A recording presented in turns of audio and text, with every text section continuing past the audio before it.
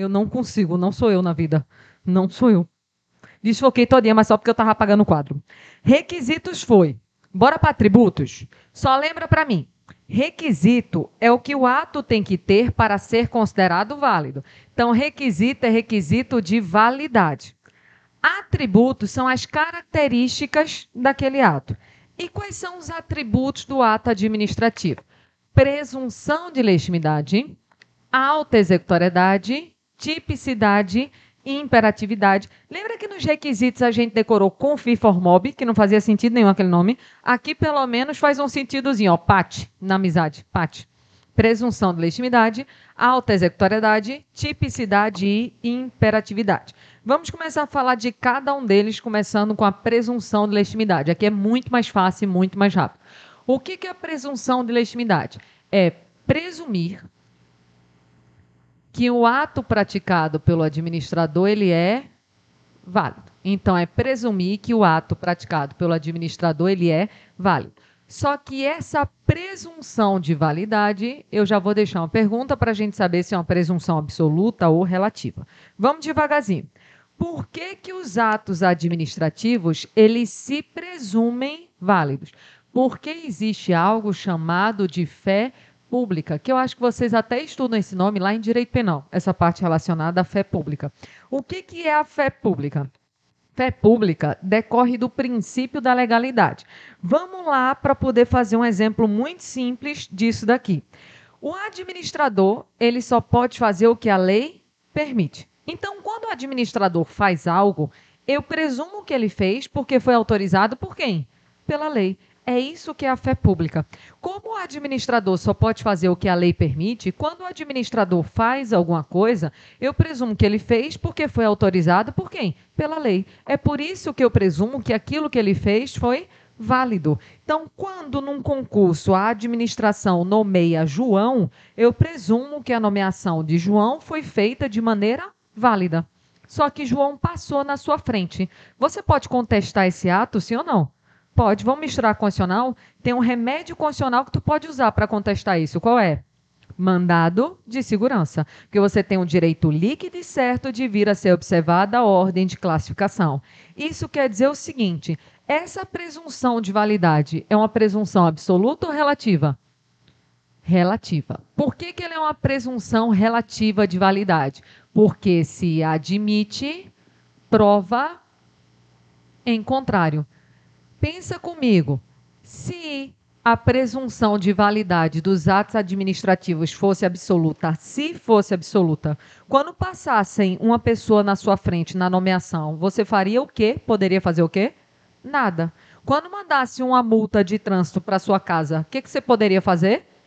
Nada. Imagina o inferno que não ia ser a vida. Todo dia que tu chegasse ia ter uma multa lá para tu pagar.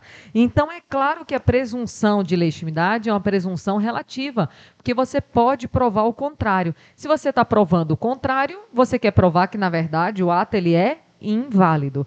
É por isso que tem uma frase que às vezes cai em prova dizendo que a presunção de legitimidade gera a inversão do ônus da prova.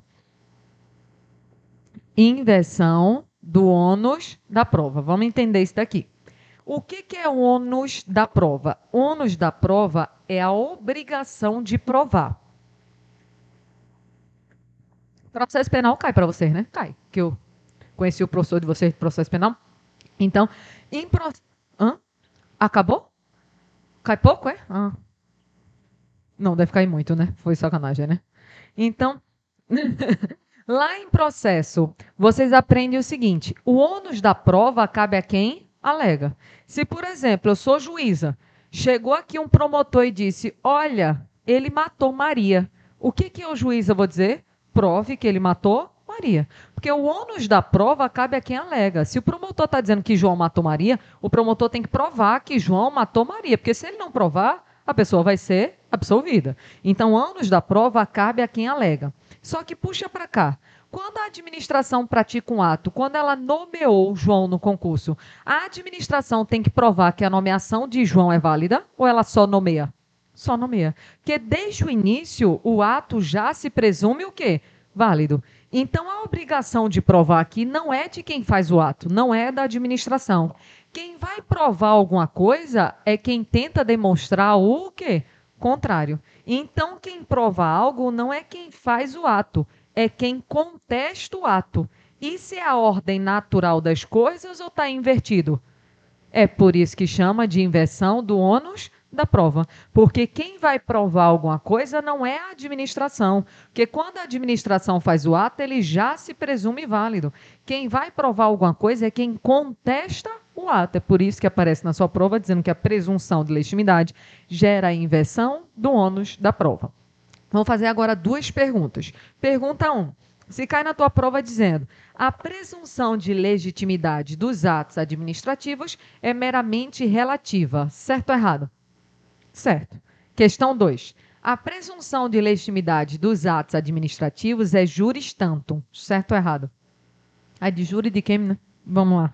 É porque às vezes cai em latim. Eu acho uma sacanagem, mas algo que é relativo em latim se escreve juris tantum. Pode ser com J ou com I, tá? Ou iuris ou juris tantum, dá no mesmo. É só um jeito de te lascar na prova, porque ele está falando a mesma coisa, só que em latim.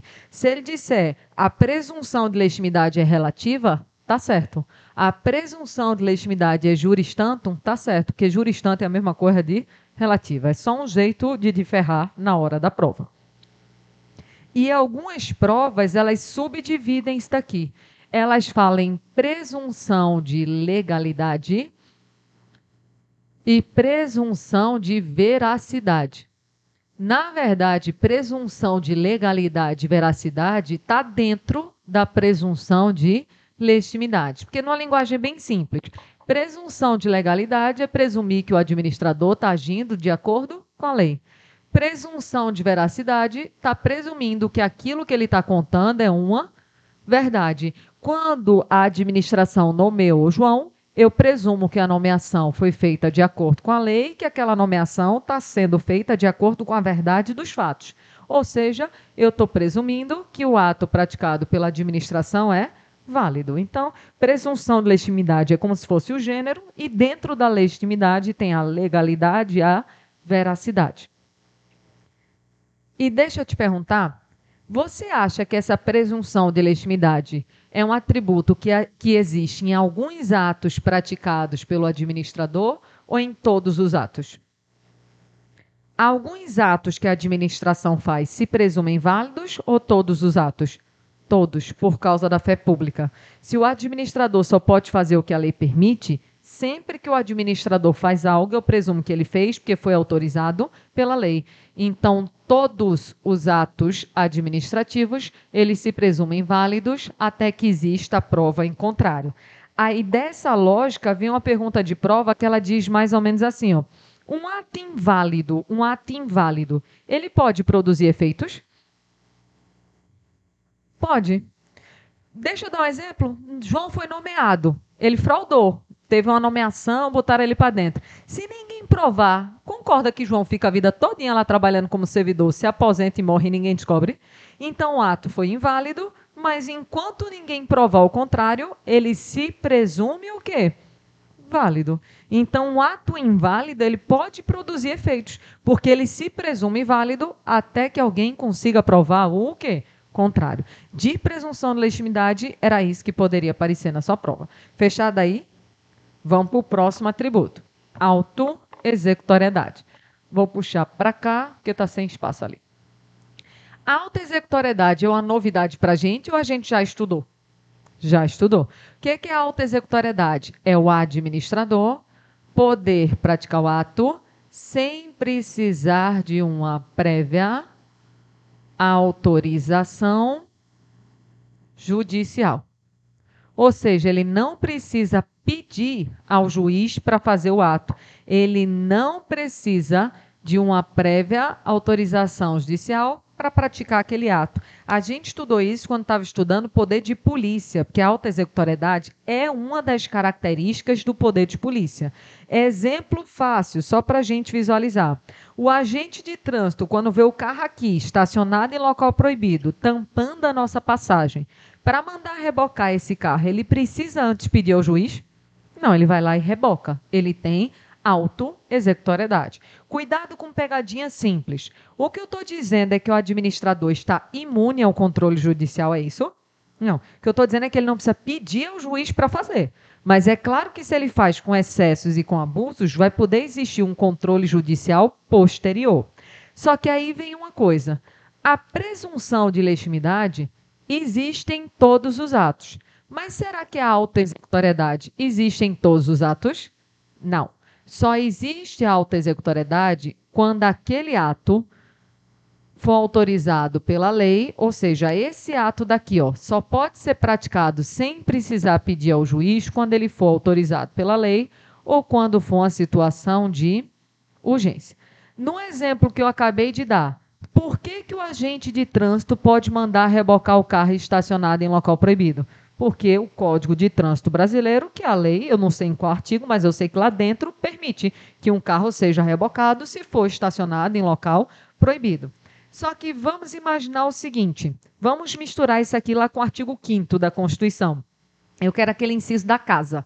A casa é asilo inviolável do indivíduo, ninguém nela podendo penetrar, sem o consentimento do morador. Vou parar por aí. Vocês são policiais, aqui é minha casa.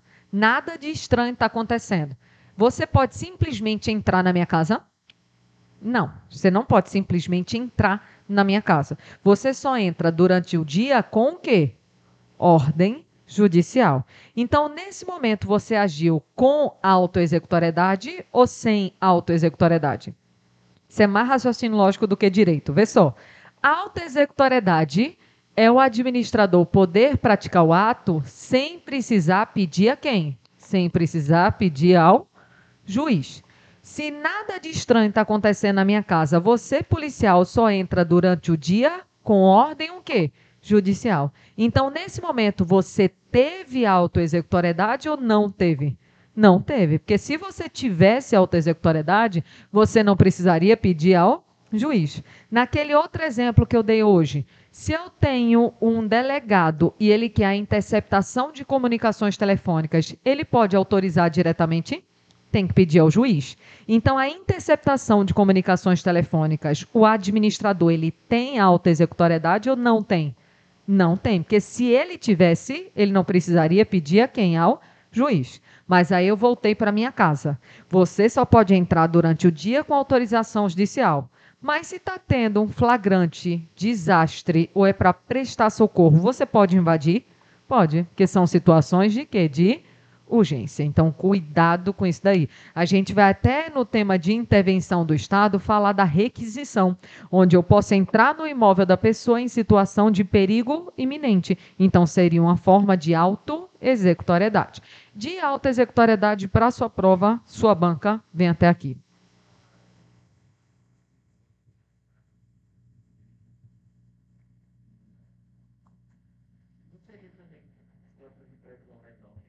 Entra. Só que a lei não prevê expressamente aquela situação. Ela coloca tudo num pacote de urgência.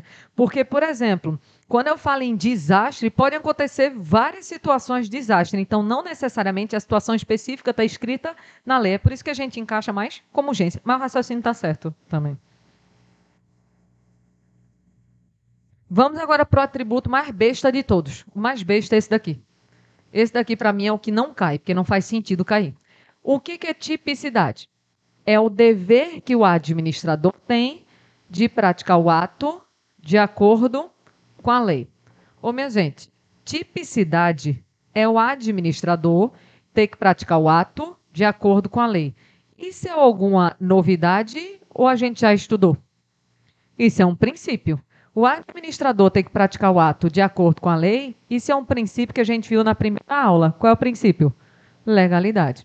Só que quem criou isso daqui foi uma autora muito famosa chamada Maria Silvia Zanella Di Pietro. Ela é muito famosa.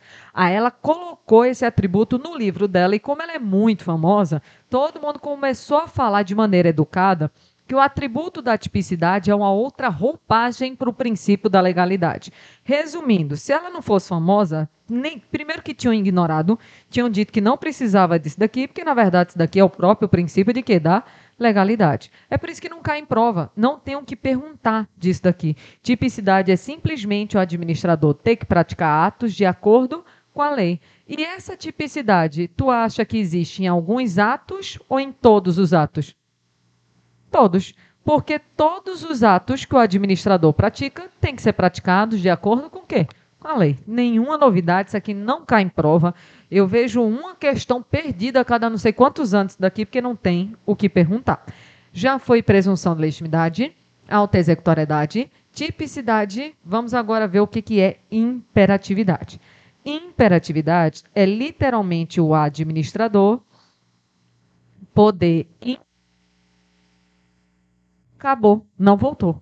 Poder impor determinado ato ao particular. Antes de eu explicar qualquer coisa, só para a gente montar o esquema. Se o administrador está impondo algo ao particular, esse ato depende da concordância do particular? Claro que não, porque senão não era imposição, era negociação. Então, esse ato ele não precisa da concordância do particular. Aqui, o administrador, se ele está impondo o ato, ele está em posição de igualdade com o particular ou em posição de supremacia? Quando o administrador pratica atos em posição de supremacia, esse ato é chamado de ato de império. Esse nome ato de império remonta literalmente à época do imperador, que tudo podia e tudo fazia. Então, ato de império é ato praticado em posição de supremacia. E se o nome é ato de império, daí veio o nome do atributo, o quê? Imperatividade. Então, a imperatividade existe nos atos de império, que são atos que o administrador pratica em posição de supremacia em relação particular. Exemplo, vamos estudar mais para frente a desapropriação. Se eu sou o Estado de Pernambuco e quero fazer uma nova escola pública de referência, posso desapropriar a casa de vocês, sim ou não? Nesse momento eu estou em posição de igualdade com vocês ou supremacia? Então eu não estou negociando, eu estou impondo, eu estou fazendo um ato de império, estou agindo com imperatividade. Nos outros exemplos que a gente deu, o agente de trânsito para rebocar o carro, ele não pergunta se o dono do carro deixa, ele vai lá e reboca. O fiscal da vigilância sanitária para interditar o restaurante, ele não pergunta se o dono do restaurante deixa, ele vai lá e interdita. E cuidado para não confundir alta executoriedade com imperatividade, ó. A alta executoriedade é não precisar pedir a quem? Ao juiz. Imperatividade, lembra disso daqui, é não precisar da concordância de quem? Do particular. Porque de vez em quando na prova versão remix da aula, ele conta uma história, mas ele bota o nome do atributo errado. Ele diz assim, ó, um agente de trânsito, ao rebocar o carro, ele pode fazê-lo independentemente de prévia autorização judicial, sendo este o atributo da imperatividade. Certo ou errado? Errado, porque o nome seria o quê? Auto-executoriedade. Auto-executoriedade é não precisar pedir ao juiz. Imperatividade é não precisar da concordância do particular. E esse atributo daqui da imperatividade, às vezes aparece com esse nome na sua prova. Poder extroverso. Eu sempre escuto um vixe nessa hora. Mas isso aqui é simples, é porque o povo, como eu disse, o povo de direito é chato e gosta de nome chique para coisa simples. Vamos revisar algumas coisas. Poder hierárquico é poder externo ou interno? Interno. Então, se eu sou chefe de vocês e dou uma ordem, essa ordem não é interna? Então, meu ato foi introverso. Resumindo, para dentro da administração. Agora, o poder de polícia. Lembra para mim, o que é o poder de polícia? Limitar o interesse do indivíduo em prol do coletivo. Poder de polícia está sendo feito para dentro da administração ou para fora? Está atingindo um quê? Particular. É um ato externo, extroverso. Resumindo, para fora da administração. Introverso, para dentro. Extroverso, para fora. E imperatividade é impor algo ao particular. O particular está fora da administração, então é um poder o quê?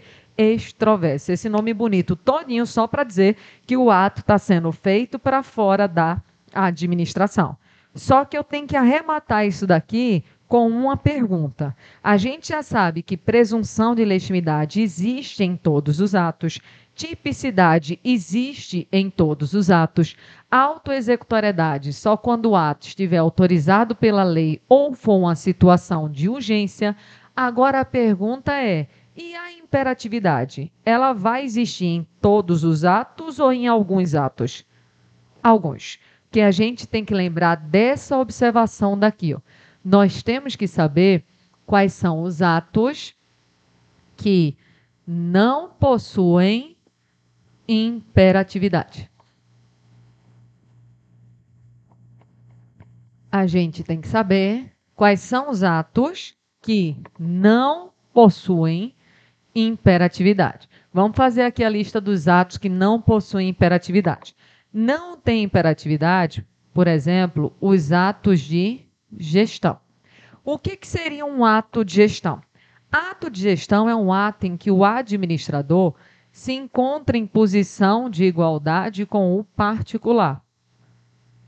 Exemplo clássico de prova: locação.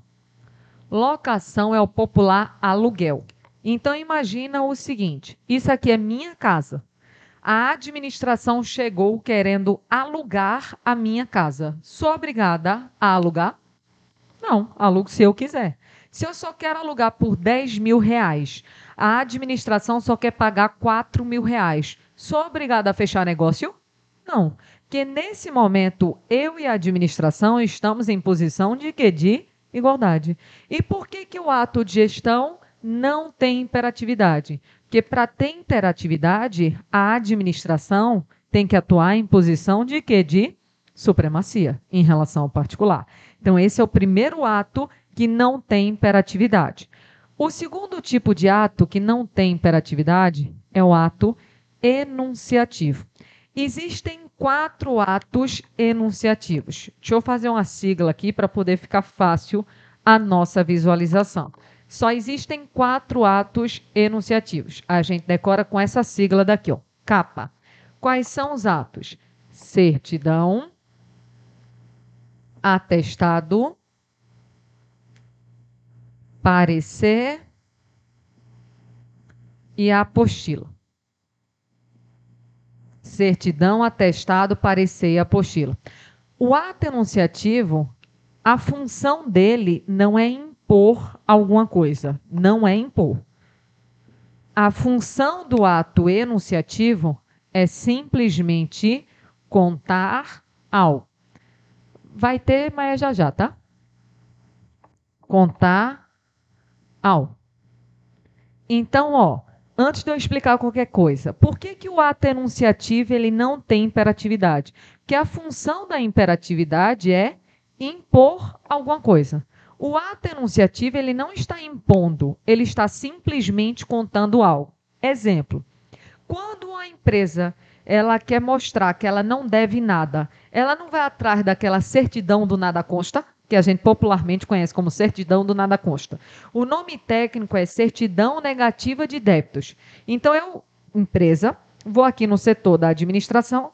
Eita, mudei sem querer. Ai, mudei. Aqui. Eu, empresa, vou no setor da administração e diga: olha, eu estou precisando de uma certidão negativa de débitos. Aí a moça vai aqui, pega o CNPJ da minha empresa, viu que eu não estou devendo, imprime a certidão e me entrega. Quando ela me entrega aquela certidão, ela está me impondo alguma obrigação? Não, ela só está contando que eu não devo nada. Então, por que uma certidão não tem imperatividade? Porque ela não está impondo nada, ela está contando algo. João foi num hospital público, estava com dengue e recebeu um atestado médico. Quando o médico dá o atestado para João dizendo que ele estava com dengue, o médico está impondo a obrigação a João? Não, está contando que ele estava com dengue, está contando algo. Se eu, por exemplo, trabalho na área ambiental e me pedem um parecer minha opinião sobre o meio ambiente, eu dou o parecer. O parecer é minha opinião. E minha opinião impõe algo a alguém? Não, eu estou contando o que eu acho. Eu não estou impondo impondo algo a alguém. Então, o parecer não tem imperatividade. Professor, o que é esse negócio apostila? É negócio de curso? Não. Apostilar é averbar. E o que é averbar? É trocar o registro. Como assim trocar o que estava registrado? Maria casou. Eu vou registrar que o estado civil de Maria é casada. Maria divorciou. Eu não tenho que trocar o que estava escrito.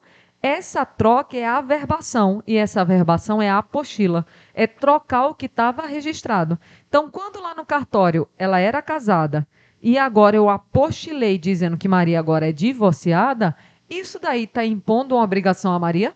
Não, só estou contando que o estado civil dela mudou. É por isso que a apostila não tem imperatividade. Então, só existem esses 4 atos enunciativos: certidão, atestado, parecer e apostila. E eles não têm imperatividade porque a função não é contar alguma coisa. Desculpa, não é impor alguma coisa, é simplesmente contar alguma coisa. E a última espécie de ato que não tem imperatividade é o ato negocial. Porque o ato negocial, ele vai travar essa relação daqui, ó. Administrador particular. E existem 3 atos negociais que eles são super famosos. E como eles caem muito, muito em prova, deixa eu puxar para cá. Quais são os atos negociais que caem?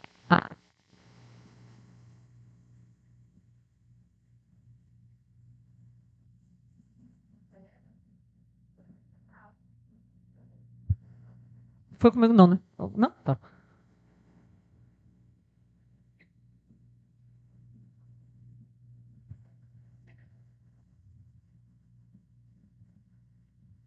É muito comum cair em prova pedindo essa diferença de licença, autorização e permissão. Isso cai muito, muito, muito.